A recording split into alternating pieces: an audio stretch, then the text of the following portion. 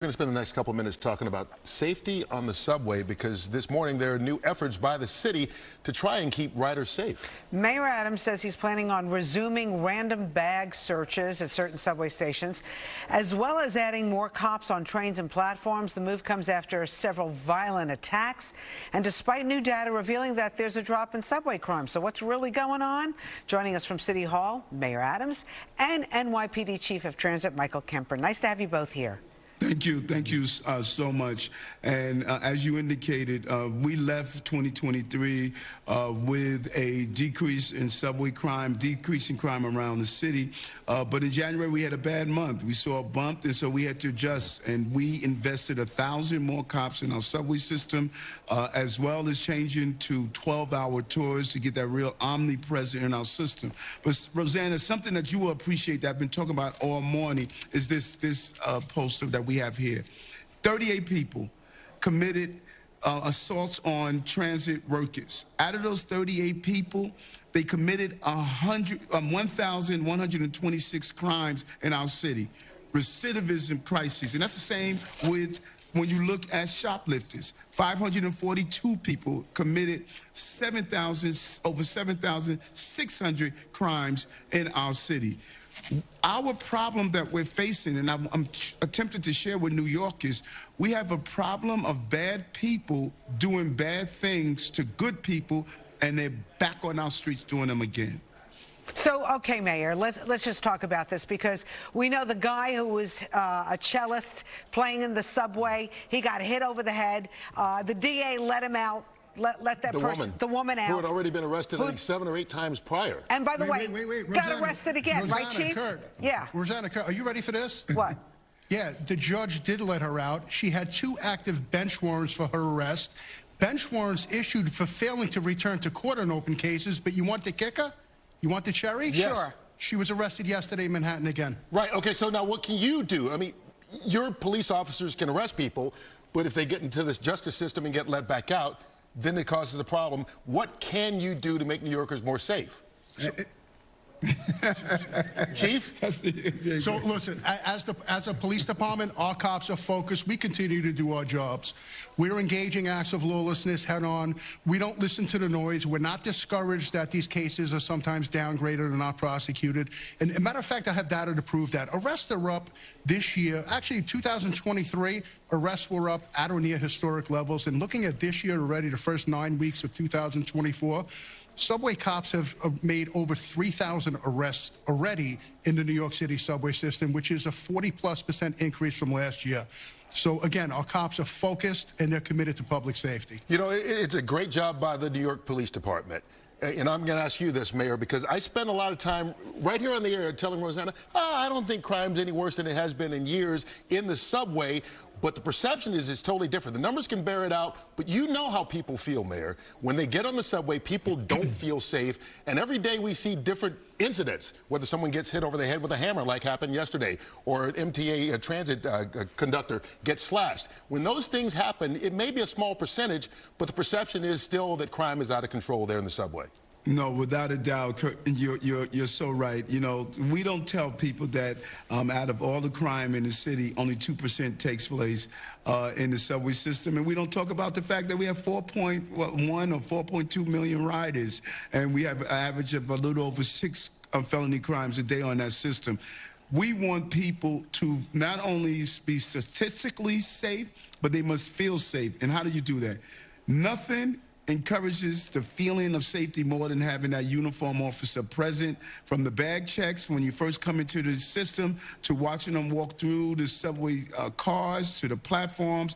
That visibility, we call it omnipresence in policing, is a crucial role. That's why we surge those 1,000 cops into our subway system, because we know we can give stats as much as we want, but if you don't feel safe, then you are not going to enjoy your ridership. Right. So, Mayor, I know you're going to announce today with the governor, you're putting up metal detectors, you're going to start checking bags. How the heck are you going to do this? I mean, this sounds impossible. A lot of these subway stations have multiple entrances. How do you enforce something like this? Well, it's you looking where the data is. You look at where you see crime patterns. As odd as it may seem, many crimes take place in the same subway stations throughout the years. Not only throughout the year, but throughout the years. We have a great Chief LaPetrie. He's a good crime analysis person. That is how we've been able to bring down crime in the city. You want to put the police where the crime is. You want to have the omnipresent where the crime is. And the tactics that we have used allowed us not to be heavy-handed, but to be successful.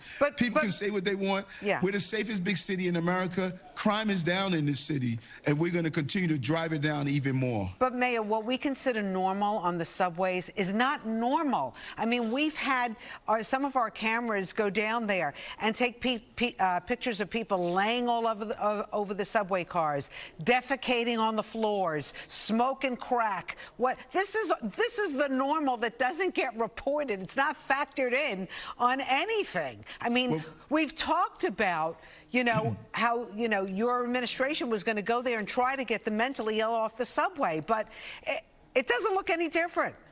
No, I have to say it does look a lot different. I remember when I took office January 1st, 2022, and a person was sleeping under the stairs and it was normalized. And I said to New Yorkers, I'm going to remove all the encampments off our system within a matter of months. We did that. You don't see the encampments on our subway system like you saw before. But there's still a lot of homeless people on the subway.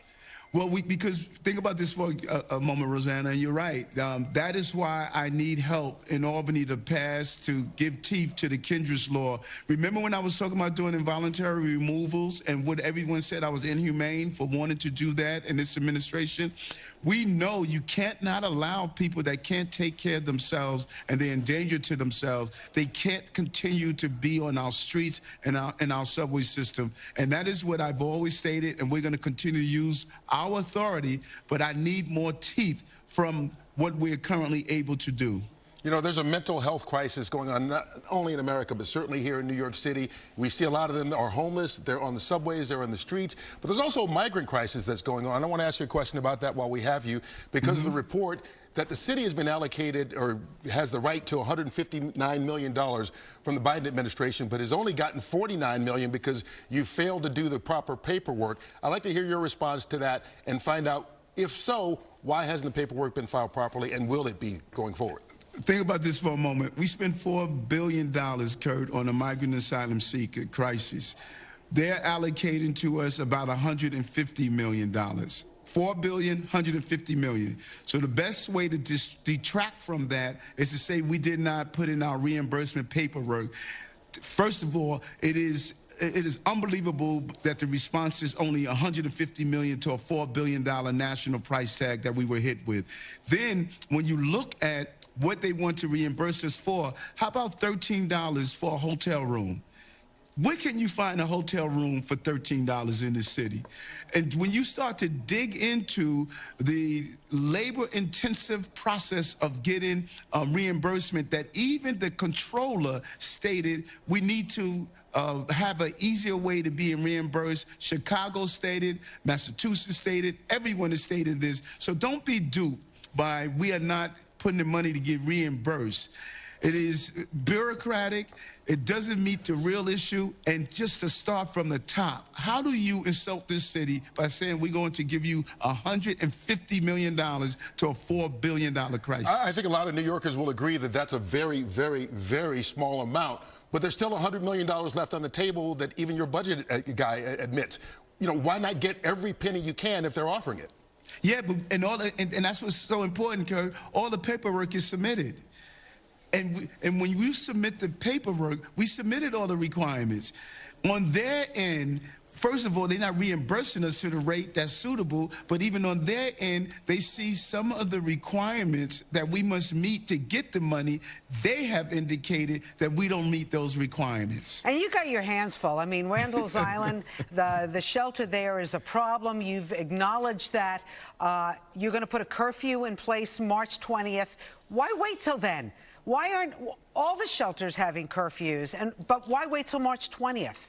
Because you want to do proper notifications, you want to do proper set up the procedures in place, you want to train the guards, you want to know how to close the place once it starts, once you put the curfew in place. You don't want to announce something, then overnight you cannot execute the plan properly. I went to Randall's Island and I saw the overwhelming number of migrants and asylum seekers who are there. They want to take their next step on the journey. Let's let them work. Let's do a decompression strategy throughout the entire country.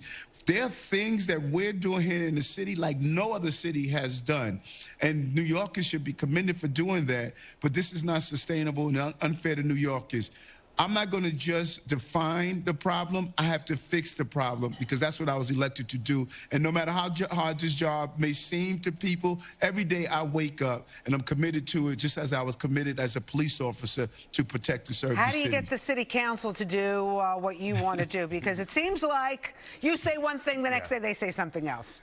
Well, that's the system of democracy and justice that we have. I need to be truthful and honest to New Yorkers and explain to them what we're facing, and the New Yorkers will make the determination. I'm just going to stay focused, no distractions, and grind. All right, to end on a good note, walking around, we see fewer trash bags, so thank you for that.